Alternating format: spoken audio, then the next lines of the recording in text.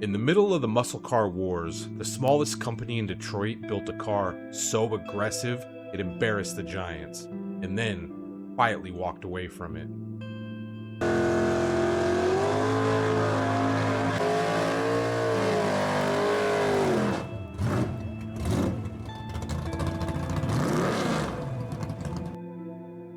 Most people remember the muscle cars that won the war. The Mustangs, the Camaros, the Chargers. Very few people remember the car that proved it could win and didn't have the money to stay. That car came from American Motors, a company nobody feared, a company nobody expected to survive, a company that wasn't supposed to build a car like this.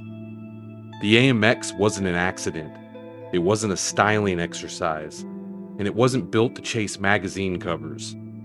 It was built to prove that power didn't have to come from size, money, or reputation. And for a brief moment, it worked. AMC didn't step away from the AMX because it failed. They stepped away because it succeeded in a world that was changing faster than they could afford. Once you understand why AMC walked away from a car this capable, the rest of the muscle car era looks very different. Because to understand the AMX, you first have to understand AMC and why nobody ever saw this coming. By the mid-1960s, American Motors wasn't supposed to survive. Detroit had three real powers: General Motors, Ford, and Chrysler. AMC was the company everyone else had written off. They didn't dominate racing headlines. They didn't flood the market with big block options. They didn't have endless engineering budgets to throw at problems. AMC survived by being careful. They focused on efficiency, on smart packaging, on value. They built cars that made sense, not cars that made noise. But the automotive world was changing fast. Muscle cars weren't just transportation anymore. They were identity. They told buyers who you were, what you valued, and where you stood in the performance hierarchy. And AMC executives knew something uncomfortable. If they didn't make a statement of their own, AMC wouldn't just lose sales. They would lose relevance. So they made a decision that made no sense on paper. They decided to take a risk they couldn't really afford. They decided to build the AMX. From a business standpoint, the AMX was a terrible idea. It was a two-seat muscle car at a time when buyers wanted space and practicality. It had a short wheelbase when comfort and stability sold cars. And it wasn't based on a proven volume platform like the Mustang or Camaro. AMC didn't clone anyone. They went their own direction. The AMX was shorter, wider, and more aggressive than almost anything else on the road. It looked purposeful, almost confrontational. Under the hood was AMC's 390 cubic inch V8, in a car that weighed hundreds of pounds less than its competition. AMC didn't build the AMX to be polite. They built it to make a point. And on the street, that point came through immediately. The acceleration was abrupt. The torque hit hard. The car demanded attention. This wasn't a smooth cruiser. It was raw, direct, and unapologetic. The AMC didn't soften the message. They marketed it honestly.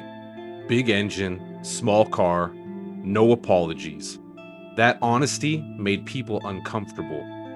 Here's where the AMX crossed the line. Power by itself isn't dangerous. Power in a lightweight chassis is. The AMX didn't just move quickly, it lunged. The short wheelbase amplified torque.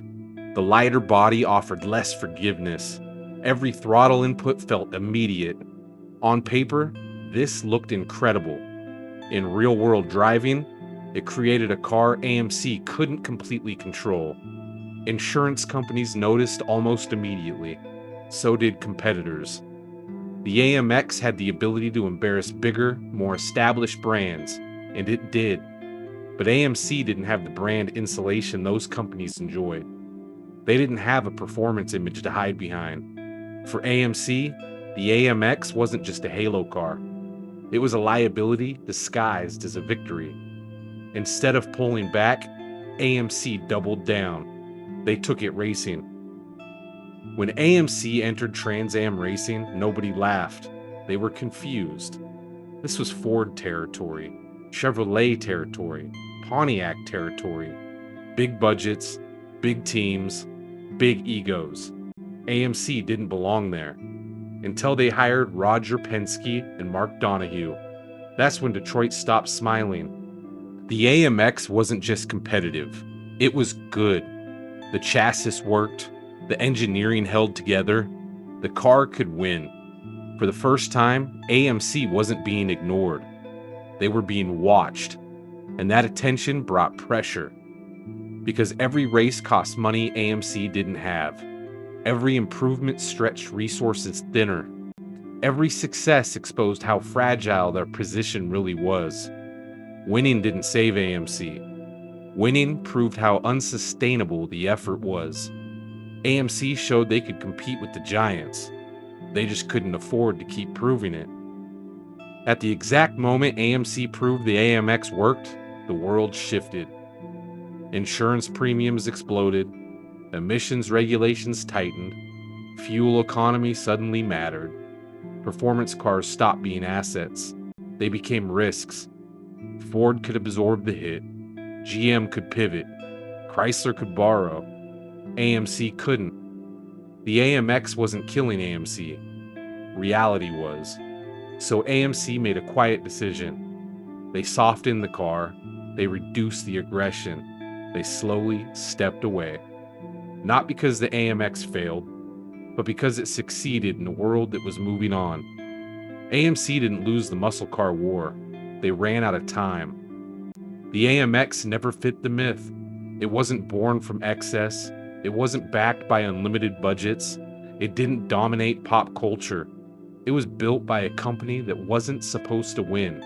So history ignored it. For decades, AMXs were overlooked and undervalued. Meanwhile, Hemis exploded in value. Boss cars became legends. AMC faded into trivia. Until collectors started looking closer and realized something uncomfortable.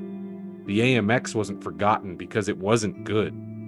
It was forgotten because it didn't fit the story people wanted to tell. AMC didn't walk away from the AMX because it failed. They walked away because they proved they could compete and couldn't afford the consequences.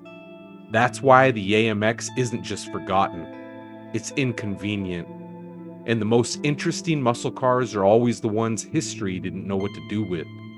If you like the stories Detroit never advertised, you're in the right place. See you next time.